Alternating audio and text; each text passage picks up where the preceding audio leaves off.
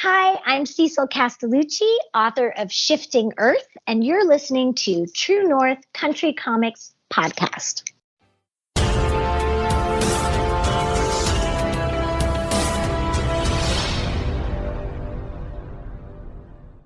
Welcome to the True North Country Comics Podcast, dedicated to promote Canadian comic book and graphic novel creators and supporters. I'm John Swinimer. If you want to drop me a line, you can contact me at john@truenorthcountrycomics.com. On this episode, I chat with Cecil Castellucci as she talks about her new graphic novel, Shifting Earth, from Berger Books. This podcast is available on Apple Podcasts and Google Podcasts. It's also available on the True North Country Comics channel on YouTube. I invite you to like and subscribe and hit the notification button. Cecil is the award-winning and New York Times best-selling author of books and graphic novels for young adults, including Shade the Changing Girl, Boy Proof, The Plain Janes, Soupy Leaves Home, The Year of the Beasts, Tin Star, Female Furies, and Odd Duck. In 2015, she co-authored Star Wars Moving Target, A Princess Leia Adventure. She has written Batgirl for DC Comics.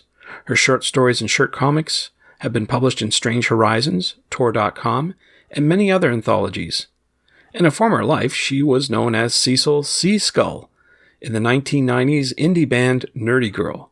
She's written 3 opera librettos, Les Aventures de Madame Merveille, world premiere in 2010, Hockey Noir the Opera, world premiere in 2018, and Metternich, Princess Pauline von Metternich, world premiere in 2021. She is a former children's correspondence coordinator for The Rumpus, a 2-time MacDowell Fellow, and was the founding YA editor and the LA Review of Books. Her pandemic projects have been rewatching every Disney film in order and researching a British World War I soldier. Her newest graphic novel is entitled Shifting Earth from Berger Books. The story of Shifting Earth goes like this. In not-so-distant future, a freak particle storm has landed botanist Dr. Maeve Lindholm on an idyllic yet strange parallel Earth with no way back home. Here, 2 moons rule society, and nature outshines science. Yet all isn't what it seems, as this Eden-like existence is on the brink of unthinkable change. Astronomer Zuzi battles this fractious society every day, just like Maeve did on her own climate-ravaged planet.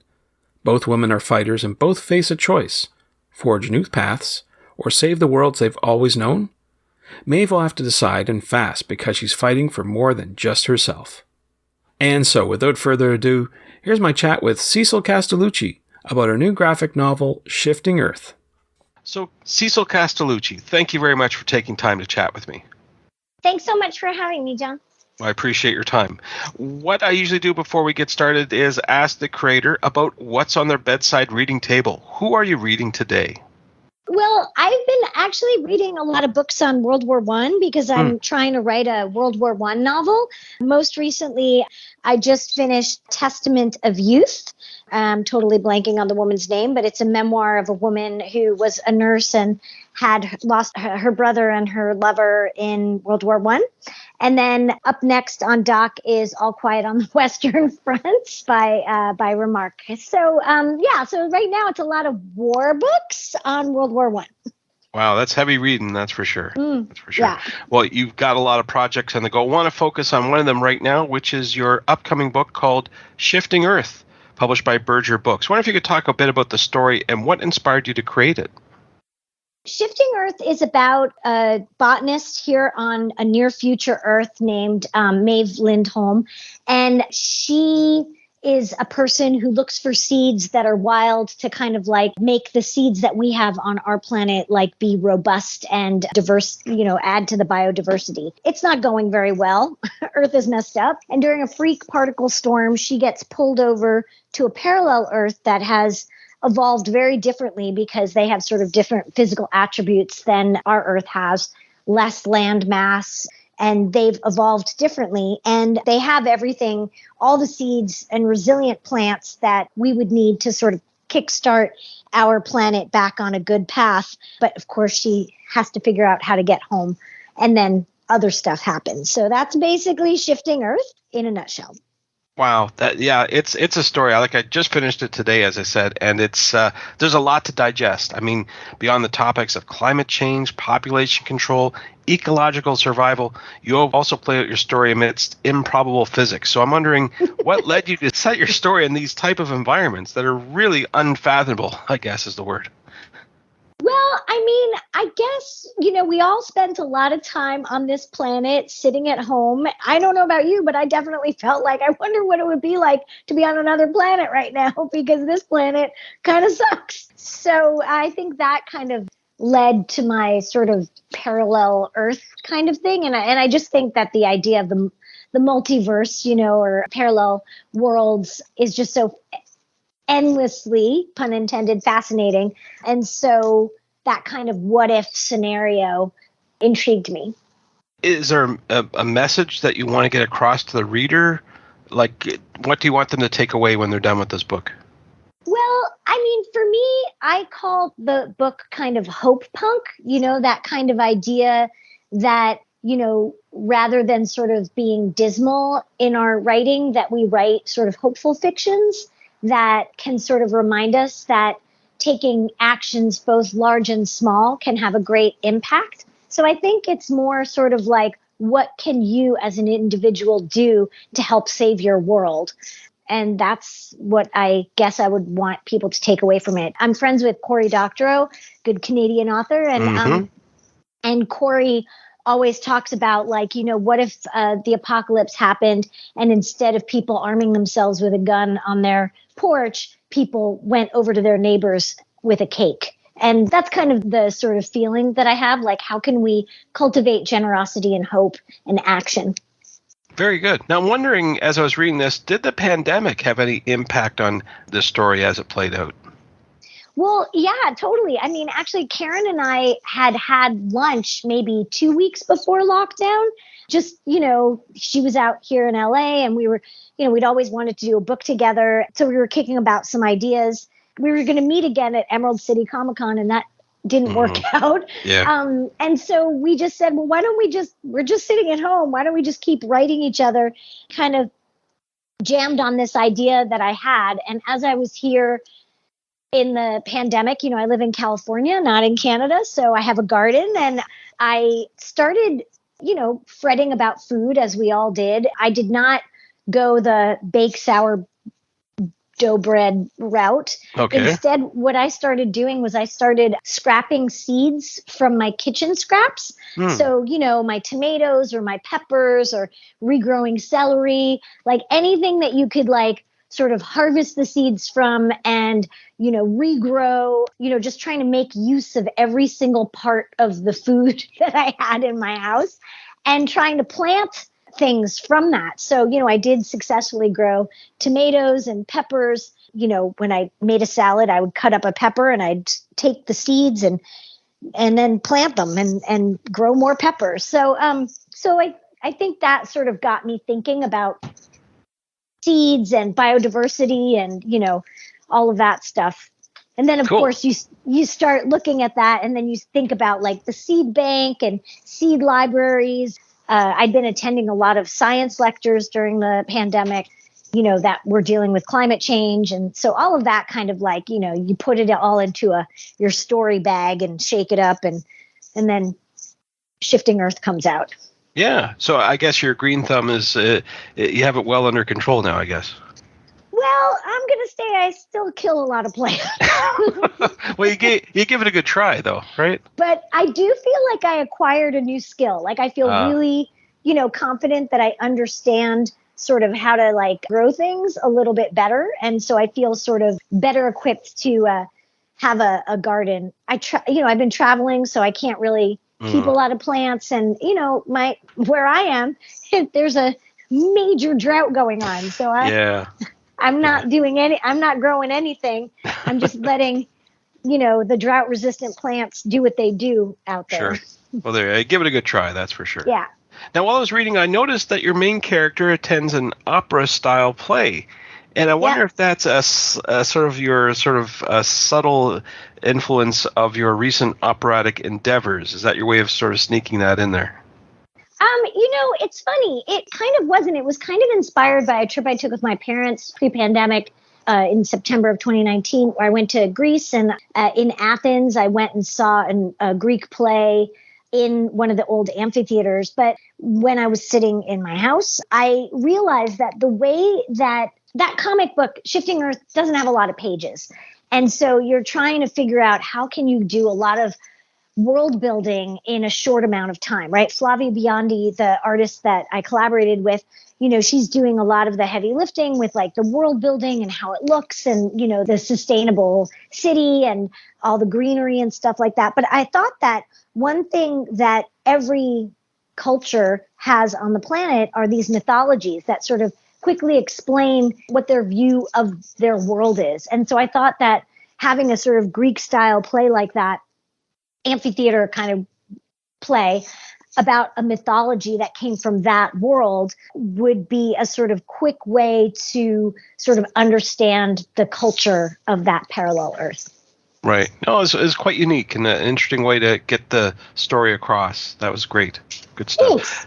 Now, you've talked about, you just mentioned one of your collaborators, Flavia Biondi, and also Fabiana Mascalo. I wonder if you could talk about, this is your first time, I guess, working with them. How did you find them? And what was the collaboration process like?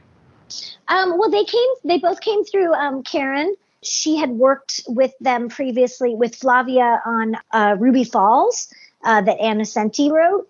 That was also on Berger Books. And Fabiana, I think, also had done stuff with Karen before as well.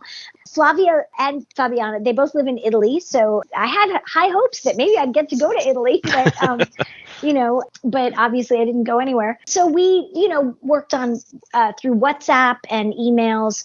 And what I really love about Flavia is she was really game to try, this is like a big sci-fi world building kind of thing. And she was really game to sort of like go through these endless Pinterests that I made about sustainable cities and what they might look like and kind of come up with her own spin on that, which was really great. And I just love how her command of drama, like between the characters, she makes it feel so intimate, the relationships between all the characters in the book. And I just think that that's really amazing. And Fabiana's colors are beautiful, especially because you really want to make sure that you understand the difference between the two worlds, and you can really see sort of the depleted one world and the lush green of the other world. Yeah, no, it really shows that you had some great work there, that's for sure. Now, you've mentioned her name already. This is your first time working with the legendary Karen Berger. For those who don't know, she was editor on Vertigo for Sandman, Swamp Thing, and a whole bunch of other really influential books. So now she has her own imprint, Berger Books. Can you talk about what it was like working with her on your book? I mean, working with Karen was a dream. Mm-hmm. She was amazing, and I just learned so much from her editorial eye and, her just sort of smart storytelling skills. I mean, that's one of the joys of being an artist of any kind, is growing your craft. And I definitely felt like I did that with Karen.